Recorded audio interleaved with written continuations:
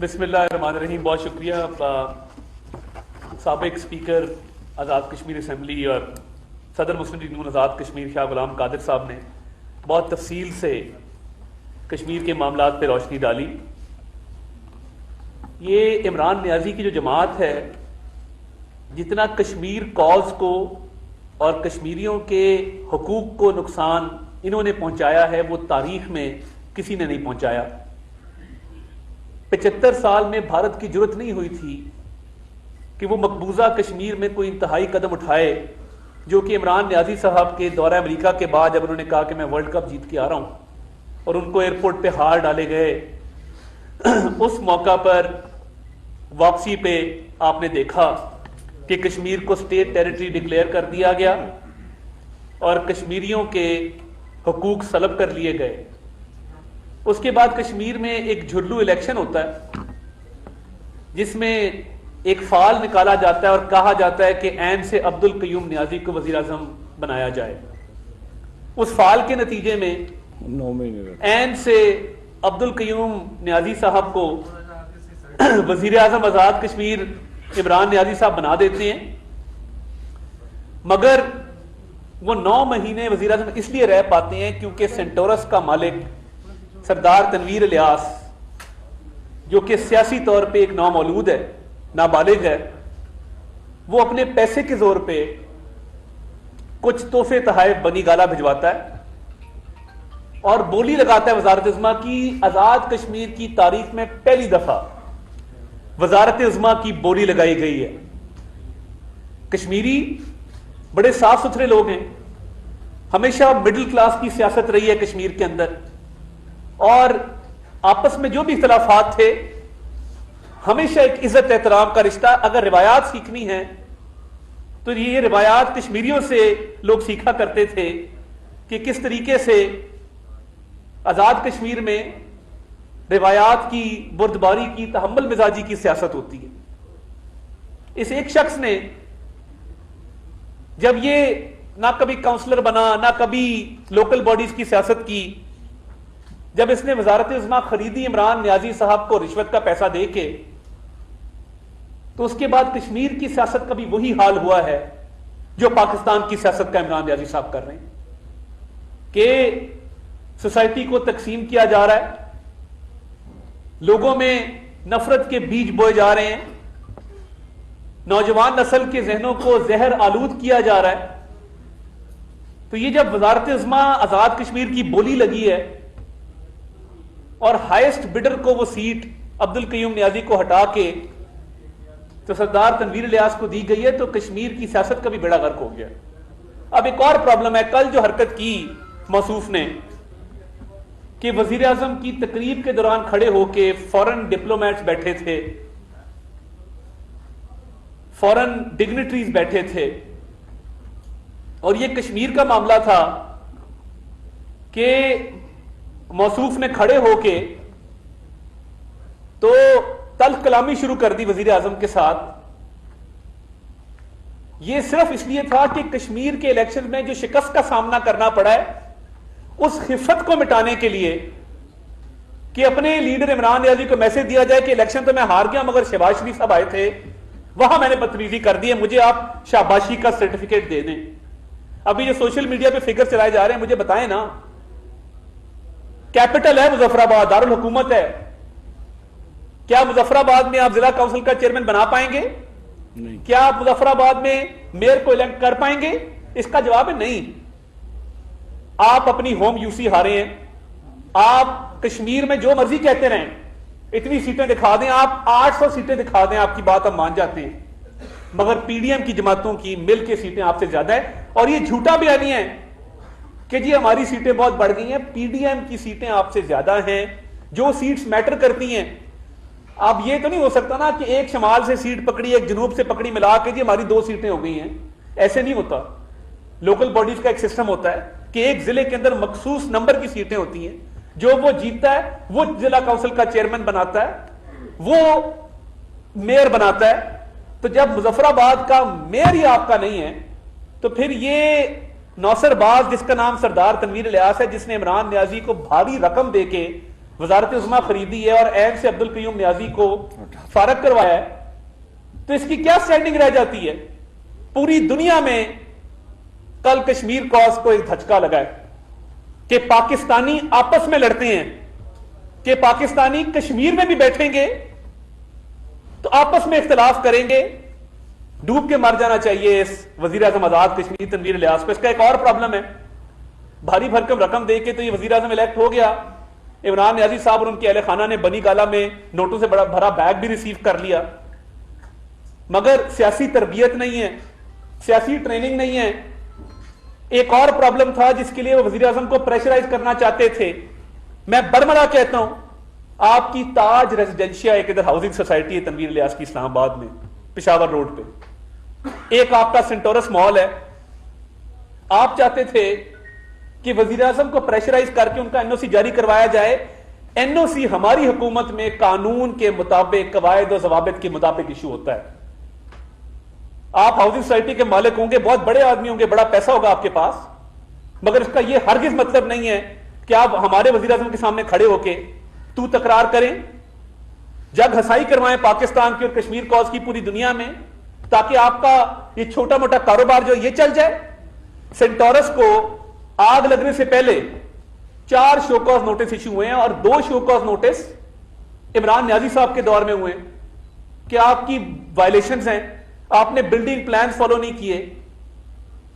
اس کے باوجود آپ نے جب ایک ایپلیکیشن دی، اس کو قانون کے مطابق کنسیڈر کر کے آگ لگنے کے بعد سینٹورس کو ڈی سیل کیا گیا.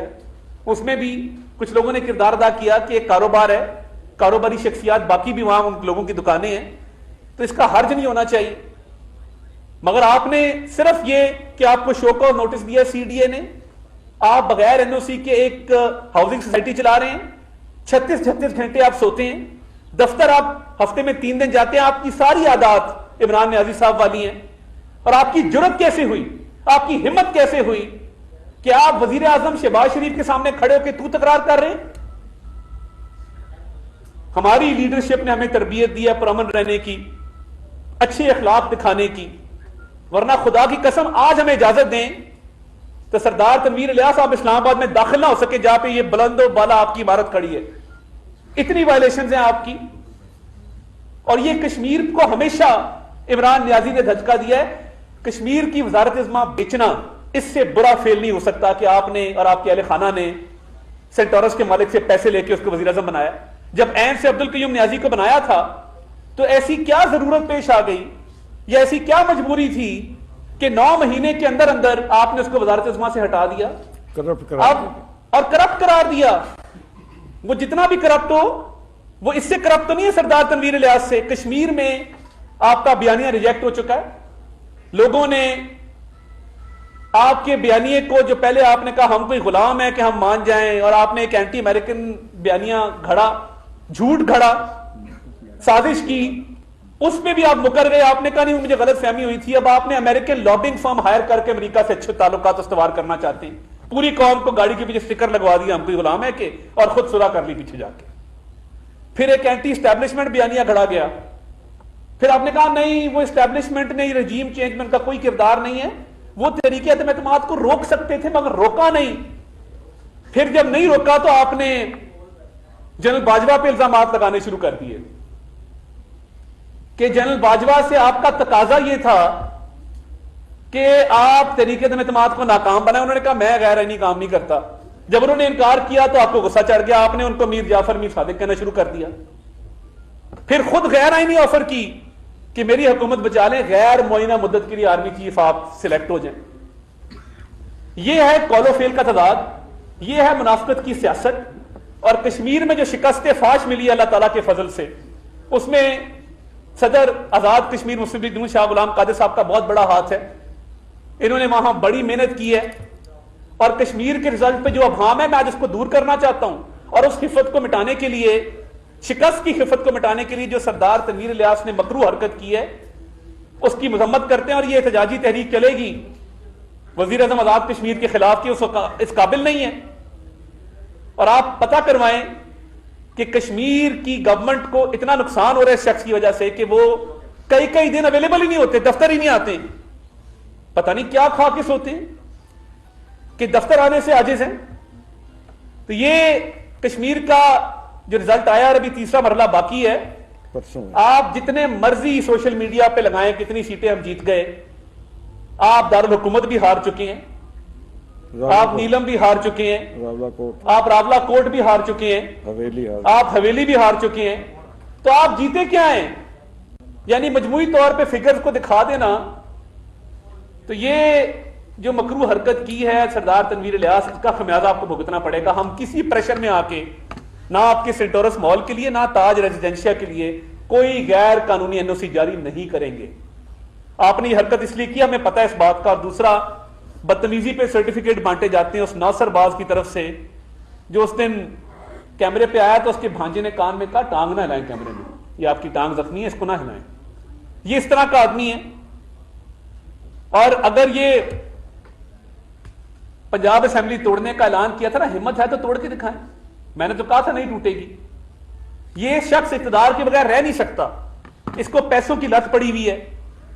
آج فرح گوگی کو واپس بلائے نا اگر اتنا دامن صاف ہے. اور وہ جو گھڑی ہے وہ آپ ریٹین کر سکتے ہیں رولز کے مطابق, بیچ نہیں سکتے بازار میں جا کے کہ سعودی. آپ اندازہ کریں, یہ بات کرتے مجھے شرم آ رہی ہے کہ سعودی ولی عہد کا دیا گیا تحفہ, ایک مہنگا ایک قیمتی تحفہ پاکستان کی عزت کے لیے, وہ F6 کی دکان پہ بیچ دیا. اور F6 کی دکان پہ بیچ کے ہاتھ سے رسید بنوا لیجیے اتنے کروڑ کی میں نے گھڑی بیچ دی تھی. وہ بھائی کیا ضرورت پیش آ گئی تھی گھڑی بیچنے کی؟ کوئی خدا خوفی ہے آپ میں کہ ایک سعودی ولی عہد کے تحفے کو آپ بیچ دیتے ہیں؟